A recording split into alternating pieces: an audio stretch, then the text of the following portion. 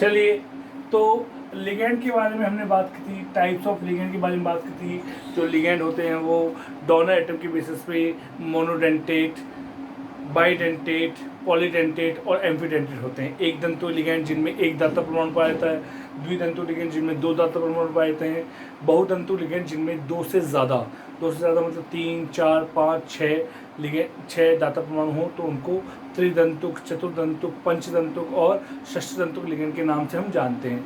इसके अलावा एक और हमने नया पढ़ा था उभय दंतुक लिगेंड। उभय दंतुक लिगेंड बहुत बार पूछा जाता है एग्जाम में।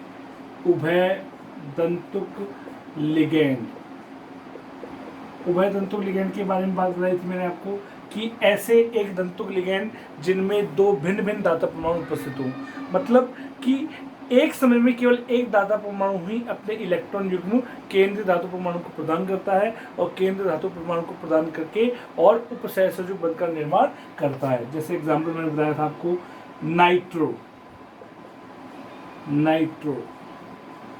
नाइट्रो में दाता परमाणु है नाइट्रोजन, इसको कहते हैं नाइट्रिटोएन। इसका नाम है नाइट्रिटोएन। ठीक है, एन इसलिए क्योंकि नाइट्रोजन क्या करता है, अपने इलेक्ट्रॉन को प्रदान करता है, तो यहाँ पे दाता परमाणु है नाइट्रोजन। इसी प्रकार इसका दूसरा हुआ का नाइट्रिटो। इसको कहते हैं नाइट्रिटो ओ। तो नाइट्रिटोएन में दाता परमाणु है नाइट्रोजन और नाइट्रिटोओ में है दाता परमाणु ऑक्सीजन। दोनों ही एक दंतुक लिगेंड है। इसी प्रकार हम बात करें दूसरा CN, इसे कहते हैं साइनो,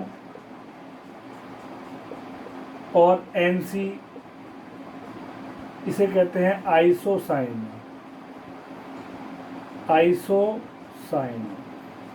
ठीक है स्टूडेंट। इसके अलावा और भी होते हैं, साइनेट होता है आपका, साइनेटो, आइसोसाइनेटो, एक होता है थायोसाइनेटो होता है आपका SCN। यहाँ दाता परमाणु है सल्फर, उसके इसे कहते हैं थायोसाइनेटो।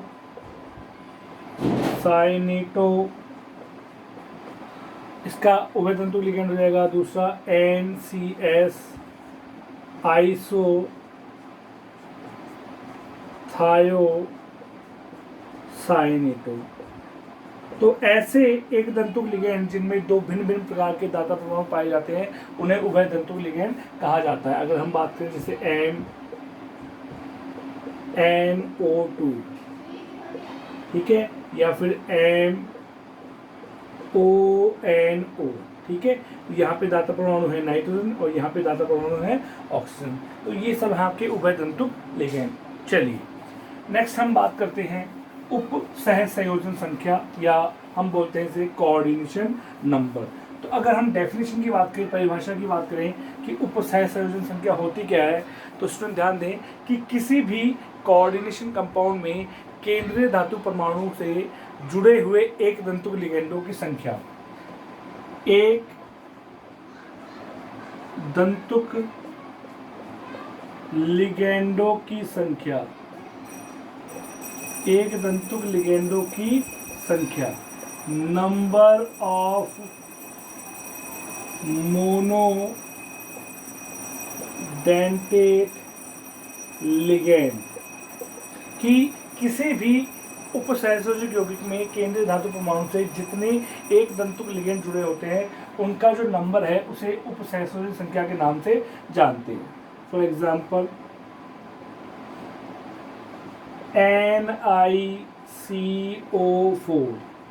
NiCO4। तो NiCO4 में अगर बात करें तो निकल केंद्रीय धातु परमाणु है और केंद्रीय धातु परमाणु से कितने लिगेंड जुड़े हुए हैं, 4। CO की अगर बात करें तो CO होता है कार्बोनिल। कार्बोनिल जो है आपका एक दंतुक लिगेंड है, उदासीन एक दंतुक लिगेंड। तो कोऑर्डिनेशन नंबर जो आएगा आपका वो आ जाएगा 4। इसको अगर मैं स्टार्टिंग से लेता हूँ, सपोज ये है कंपाउंड यौगिक और इधर लिख दिया मैंने कोऑर्डिनेशन नंबर, ठीक है, उपसहसंयोजक संख्या। तो सबसे पहले एग्जांपल ले लिया मैंने AgNH3 का होल ट्वाइस +1। तो यहाँ पे Ag जो सिल्वर है केंद्रीय धातु परमाणु, उससे कितने लिगेंड जुड़े हुए हैं, 2, तो कोऑर्डिनेशन नंबर हो गया 2। दूसरा हम बात करें CuCl3 माइनस, ठीक है, CuCl3 माइनस।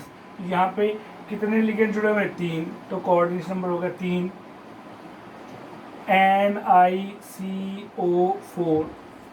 NiCO4 तो निकल से कितने लिगेंड जुड़े हुए हैं? 4 जुड़े हुए हैं, तो कोऑर्डिनेशन नंबर हो गया 4। और हम बात करें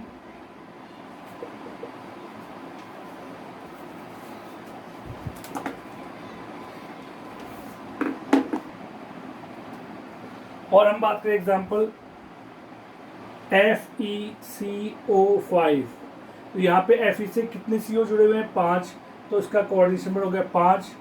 और हम बात करें FeNH3 का होल 6 Cl2, तो यहाँ पे Fe से कितने लिगेंड जुड़े हुए हैं? 6।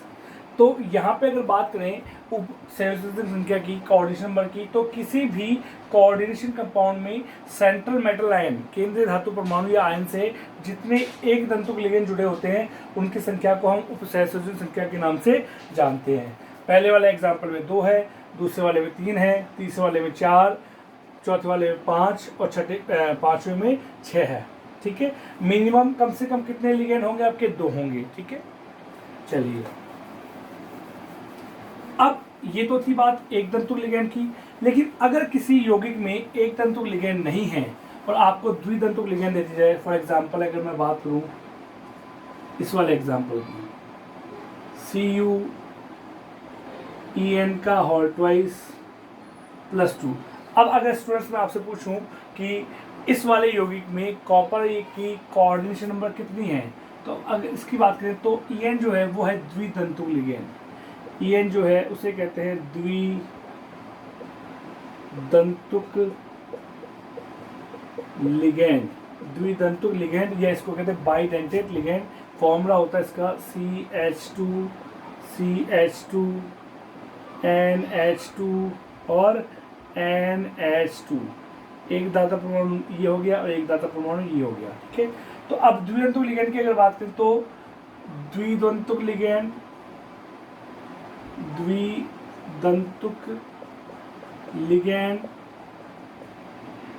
की संख्या इंटू 2।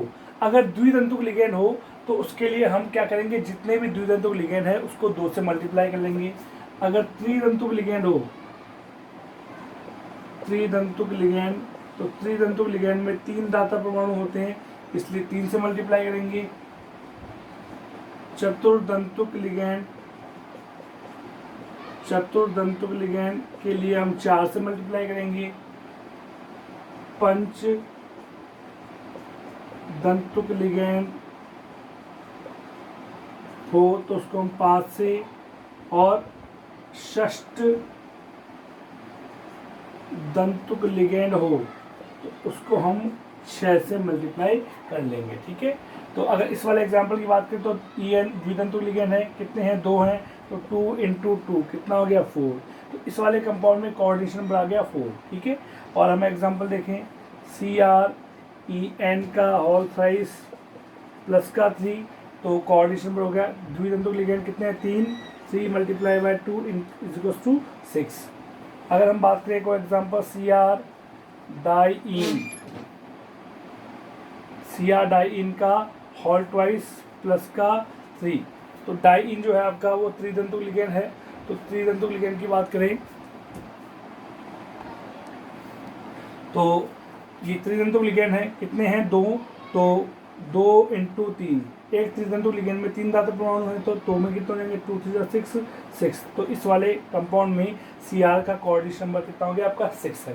तो इस प्रकार से आप किसी भी कंपाउंड का कोऑर्डिनेशन नंबर निकाल सकते हैं, ठीक है।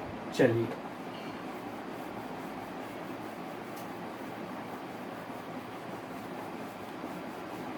नेक्स्ट पॉइंट है ऑक्सीकरण संख्या।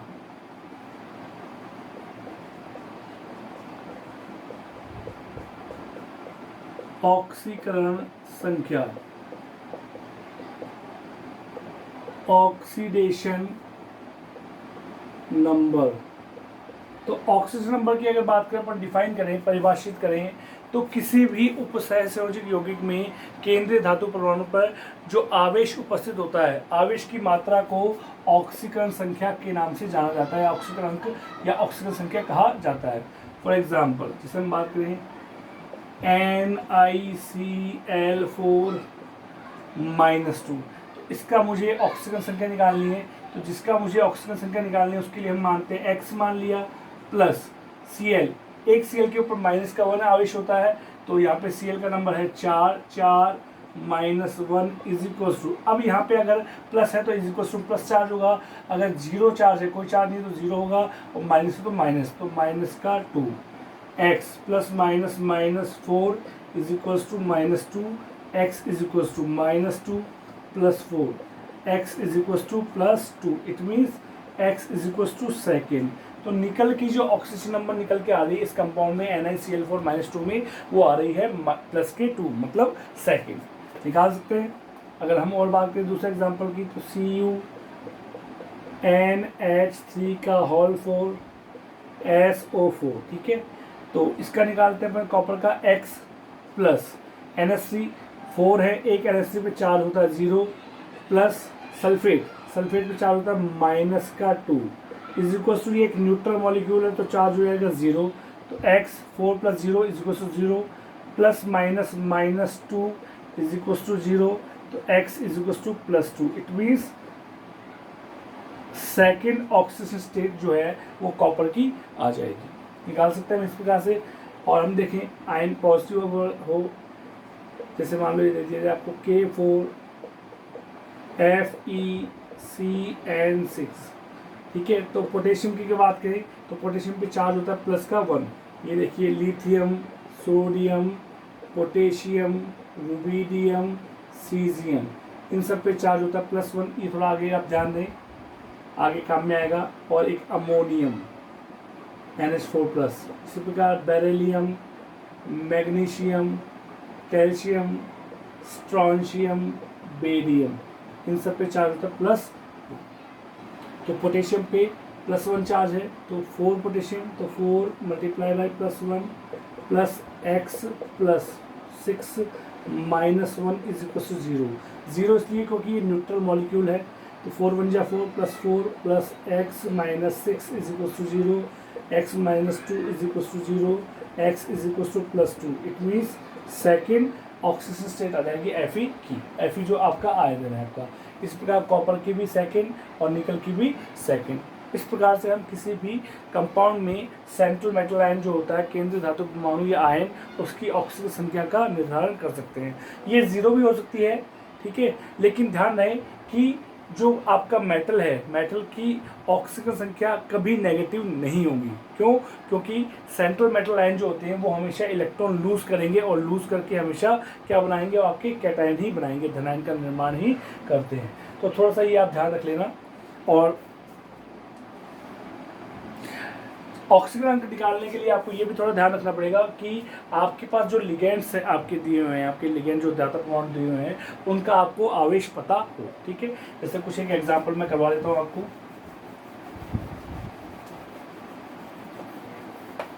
सपोज ये एग्जांपल लेते हैं हम, K2Zn Br2Cl2, ठीक है। तो इसका मुझे निकालना है, तो 2 + 1 + x + 2 -1 + 2 -1 is equal to 0, plus का 2 प्लस x प्लस -2 प्लस के 2 इज इक्वल टू 0। तो +2 से -2 cancel, x -2 is equal to 0, x is equal to +2, it means second oxygen state, zinc की सेकेंड ऑक्सीडेशन स्टेट निकल करके आ जाती है। और एग्जांपल हम बात करें FeNH3 का होल ट्वाइस, En का होल ट्वाइस, SO4, ठीक है। तो x प्लस NH3 पे चार्ज होता है 0, तो 2 × 0 प्लस En पे चार्ज होता है 0, 2 × 0 प्लस सल्फेट पे होता है -2 इज इक्वल टू 0, क्योंकि न्यूट्रल मॉलिक्यूल है, तो x -2 is equal to 0, x is equal to +2 निकाल सकते हैं, इट मीन्स सेकेंड। और देखिए एग्जांपल CuCl3 -1, तो x plus 3 minus 1 is equal to -1, x minus 3 is equal to -1, x is equal to -1 plus का 3, तो x is equal to plus 3 2।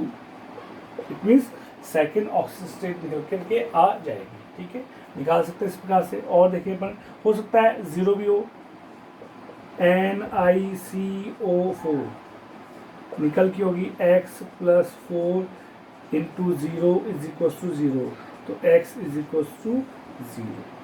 ठीक है, तो थोड़ा सा आप ये ध्यान रखें। तो इस प्रकार से हम ऑक्सीकरण संख्या का मान भी ज्ञात कर सकते हैं।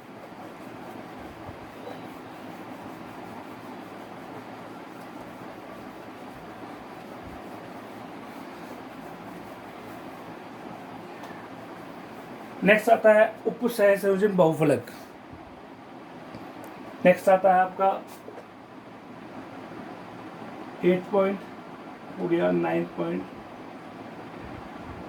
उप सह संयोजन बहुफलक।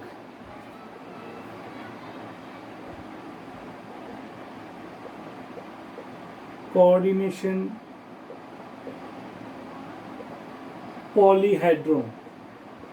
तो उपसहसंयोजक बहुफलक होता क्या है कि किसी उपसहसंयोजक यौगिक में केंद्रीय धातु परमाणु से जो एक तंतुक लिगैंड जुड़े होते हैं उनका अंतरिक्ष में व्यवस्था।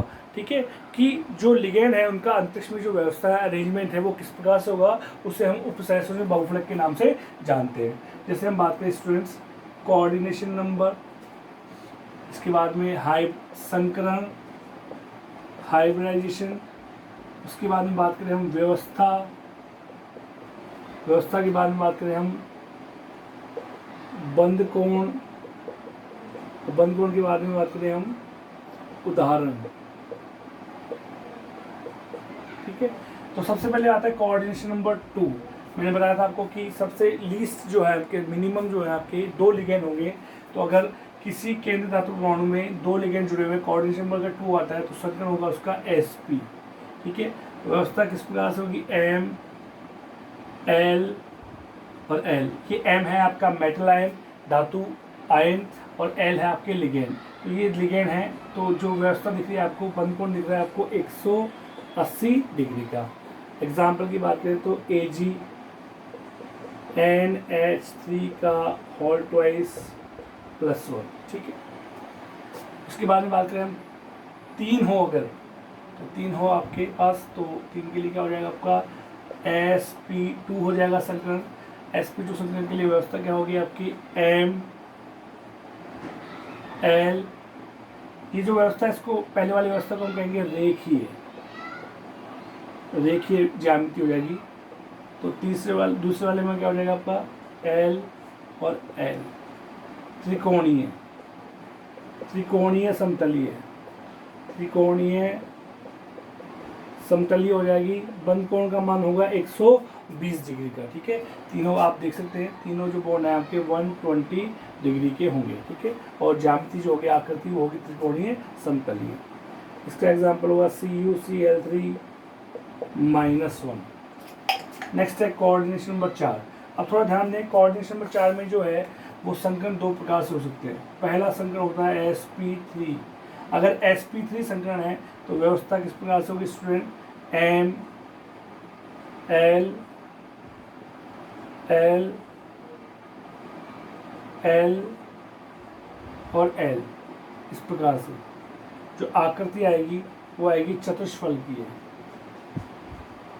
चतुष्फलकीय, और बंद कोण आएगा 109 डिग्री 28 मिनट का। इसका एग्जाम्पल है आपका NiCl4 -2। ये थोड़ा आप ध्यान दें कि कोऑर्डिनेशन नंबर 4 है तो संकरण होगा sp3, और sp3 में जो व्यवस्था होगी वो होगी चतुष्फलकीय, और सभी लिगेंडों के बीच में जो बंद कोण होगा वो होगा 109 डिग्री 28 मिनट का। उसका एग्जाम्पल है NiCl4 -2। एग्जाम्पल थोड़ा स्पेसिफिक है, वक्त आने पर जब अगला वीडियो आएगा तो अगली वीडियो में हम आगे आराम से बात करेंगे कि किस संकरण में कौन से या किस एग्जाम्पल में कौन सा संकरण होगा, ये आपको आगे पता चल जाएगा। नेक्स्ट, अगर कोऑर्डिनेशन नंबर 4 ही हो तो दूसरा संकरण हो सकता है DsP2। DsP2 संकरण। अब कब sp3 होगा, कब DsP2, ये हम आपको आगे वाली वीडियो में बताएंगे। तो DsP2 संकरण की अगर मैं बात करूं तो व्यवस्था जो होगी वो इस प्रकार से व्यवस्था होती है, M L L L और L। इस व्यवस्था को बोलते हैं वर्गाकार समतलीय। वर्गाकार समतलीय, वर्गाकार समतलीय, और सभी बंधकोण होंगे 90 डिग्री के, 90 डिग्री के। इसका एग्जाम्पल है NiCN4-2। ठीक है, तो अगर कोऑर्डिनेशन नंबर 2 है तो संकरण होगा SP, व्यवस्था होगी रेखीय, बंधकोण होगा 180 डिग्री। Example AgNH3 2+1। अगर 3 है तो होगा संकरण sp2। sp2 के लिए जो ज्यामिति होगी त्रिकोणीय समतलीय और बंधकोण होगा 120 डिग्री का। Example CuCl3-1। अगर 4 है तो 4 के लिए 2 संकरण होगा, या तो sp3 या DsP2। अगर sp3 संकरण होता है तो व्यवस्था होगी चतुष्फलकीय, जिसमें बंधकोण का मान होगा 109 डिग्री 28 मिनट का। इसका एग्जाम्पल है NiCl4-2। और अगर DsP2 संकरण है तो DsP2 संकरण में व्यवस्था होगी वर्गाकार समतलीय, बंधकोण का मान 90 डिग्री, और इसका एग्जाम्पल है NiCl4-2। लास्ट जो है वो है कोऑर्डिनेशन नंबर 6। तो कोऑर्डिनेशन नंबर 6 के लिए बात करें स्टूडेंट्स, तो 6 के लिए भी 2 प्रकार के संकरण, या तो sp3d2 या d2sp3। लेकिन जो व्यवस्था होगी, आकृति जो होगी वो एक ही प्रकार की होगी, वो होगी अष्टफलकीय। M L L L L L और L, अष्टफलकीय व्यवस्था होगी। बंधकोण होंगे 90 डिग्री के। अगर sp3d2 है तो एग्जाम्पल होगा FeCl6-4। और अगर d2sp3 है तो एग्जाम्पल होगा FeCN6-। ठीक है, तो ये था उपसहसंयोजन बहुफलक। दोबारा से देख लें कि किसी भी उपसहसंयोजक यौगिक में केंद्रीय धातु परमाणु से जुड़े हुए लिगेंडों की अंतरिक्ष में व्यवस्था को हम उपसहसंयोजन बहुफलक के नाम से जानते हैं। ठीक है, कि जो लिगेंड जुड़े हुए उनका अरेंजमेंट कैसा होगा, उनकी आकृति कैसी होगी, उनका बंधकोण कैसा होगा, तो उनके बारे में जो हम बात करते हैं वो उपसहसंयोजन बहुफलक के आधार पर करते हैं। लास्ट जो टर्म आता है आपका, जो लास्ट जो शब्द आता है जो उपसहसंयोजन रसायन में बहुत काम में आता है, उसे बोलते हैं किलेट वलय या किलेटिकल। किलेट वलय,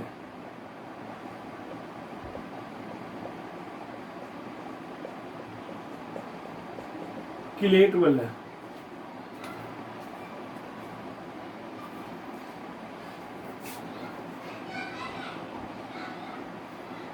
सबसे आखिर में हम बात करेंगे किलेट वलय। तो किलेट वलय को अगर हम परिभाषित करें तो द्वितंतुक या त्रितंतुक लिगेंड। ठीक है, ध्यान दें कि द्वितंतुक लिगेंड जो है वो केंद्रीय धातु परमाणु के साथ में जुड़ते हैं और जुड़ करके एक 5 सदस्य वाली वलय का निर्माण करते हैं। इस वलय को हम कहते हैं किलेट वलय। ठीक है, अगर मैं परिभाषा बात करूं तो द्वितंतुक लिगेंड, द्वितंतुक लिगेंड केंद्रीय धातु परमाणु के साथ जुड़कर एक 5 सदस्य वाली वलय का निर्माण करते हैं, जिसे किलेट वलय कहा जाता है तथा इसके निर्माण की प्रक्रिया को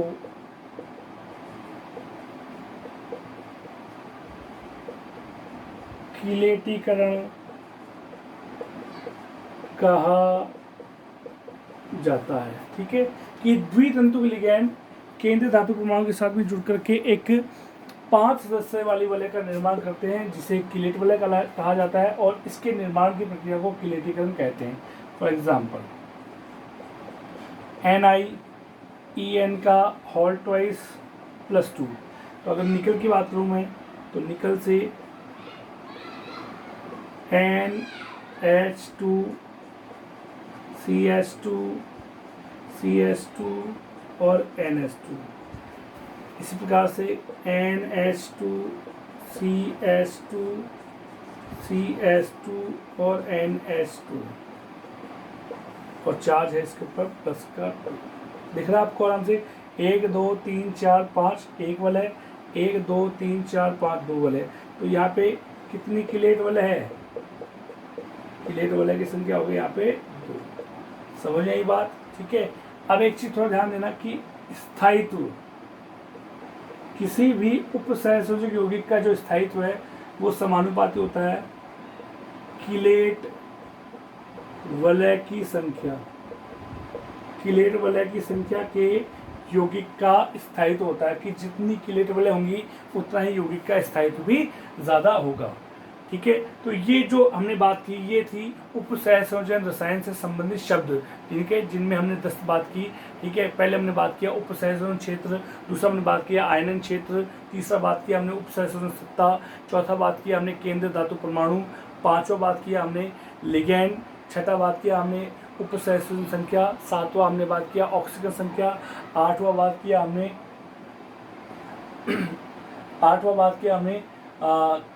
किलेट उपसहसंयोजन बहुफलक, नौवां बात किया हमने उपसहसंयोजन बहुफलक, और 10वां बात किया हमने किलेट वलय। तो ये जो सारे शब्द थे वो आपके बहुत ही इंपॉर्टेंट है, आपके जो बहुत बार एग्जाम में आपके पूछे जाते हैं। नेक्स्ट वाले वीडियो में हम बात करेंगे उपसहसंयोजक यौगिकों का नामकरण। Thank you.